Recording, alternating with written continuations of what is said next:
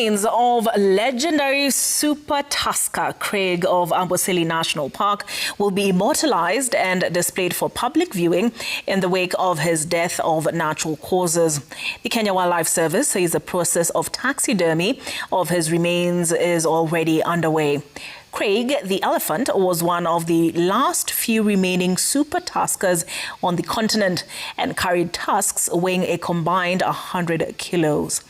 Brenda Wanga reports on the life of the magnificent beast that stood as a symbol of conservation in Kenya and beyond.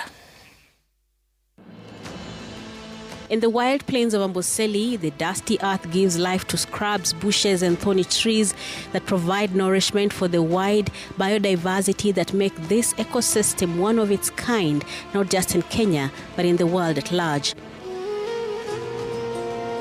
The naturally formed mini lakes are the perfect breeding ground to an array of bird life. This is the home of 4 of the big 5 wildlife. The biggest of them all, the elephant, and at the apex of that sat the king of Amboseli. That king fell, not to a poacher's bullet or a human spear. He fell, and a shadow fell over these plains. This was Craig, a super tusker, one of the last of his kind. A magnificent beast weighing approximately 5,000 kilos, carrying over 100 kilos of ivory and a heart as gentle as the Amboseli breeze. After 54 years of patrolling these lands, the giant took his final breath at this opening in Ormoti, Amboseli. He died as he lived, surrounded by the community that had become his sworn guardians. John and Daniel had tracked Craig for years and knew his patterns, and they could see his time was running out. They stayed with him until the very end. Masaa hayo ilikuwa ni masaa 6 hivi usiku. Saa 7 alipitia hivi. Alifika karibu na ile mlima pale, akarudi tena. Alifika pale chini, akarudi tena, akapitia hii mwanya hapa. Kuna kamwanya ipo hapa. Akapitia hapo, akakuja ilipofika saa 9:30. Alisimama tu hiyo karibu na hiyo kamti pale. Aliekelea tu hizo mapembe zake hivi. Alisimama tu madakika, ilipofika saa 9:30 tukaona tu imeanguka, puf, ikalala. Alipolala, wajamaa wakasema, sasa wacheni alale, maana labda analala tutaona asubuhi venye itakuwa. Kumbe ilipolala tu hivi ilienda. Hata mioyo yetu tulijua tu ameenda. Tulipoona ameenda, nakwambia ile kilio tulitoa hapa, lakini ni Mungu tu, maana huu mnyama alitusaidia sana. For the Maasai of Amboseli, Craig wasn't just wildlife. He was an economic pillar and a silent neighbor. The community of Amboseli's care and love, as well as the intensified anti-poaching drive by government, saw Craig live a healthy, long life, even by elephant standards. Kumbe nikakuja kujua ndovu ukikaa naye karibu, ukikaa naye usoyani, hata utakuja mpaka karibu na hii miti hivi.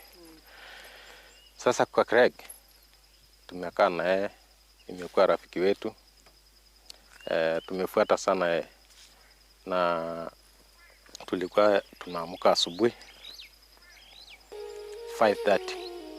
Tunakuja kuona mahali tulikuwa tumeacha kikila nyasi. Tunakuja kutafuta nyaya. Tunaanza kufuata mpaka mahali anaenda kunywa maji.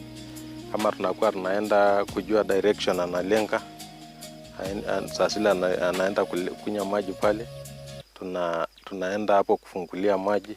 He had ground sweeping tusks, very big in size indeed. He was very calm in nature, and therefore many people used to come to enjoy taking the photograph of Craig. And amazingly, he must have understood that people needed to experience him. So on most occasions, he would move closer to people as he's being filmed, as he's being photographed. And that was Craig for us. He was also being monitored very closely by the local communities. He spent almost between 75% to 80% of his time outside the park. For those people who interacted with Craig, they were struck by his charisma, his intelligence, and the impressive long tusks. And he was loved by the community and also the conservationists. And Craig, home range was known. He used to utilize Amboseli National Park, the local conservancies, Kimana Sanctuary, parts of Kuku Group Ranch and Kimana Group Ranch. His impact went beyond the local Maasai community that shared this land with him.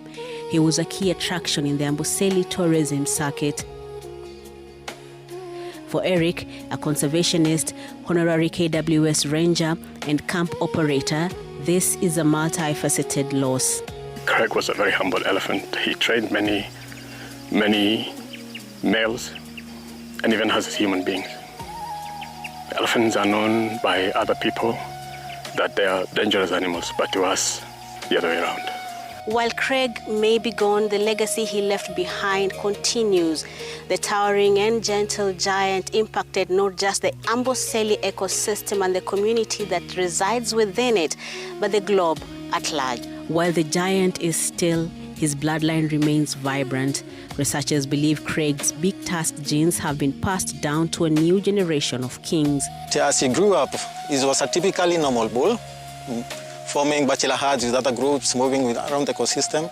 He never crossed the border to either Tanzania, but also the Savo ecosystem. He was just moving around the ecosystem, forming partners with other male bulls. We believe with the 54 years that he's been around, he sired some young ones who are still remain within the ecosystem.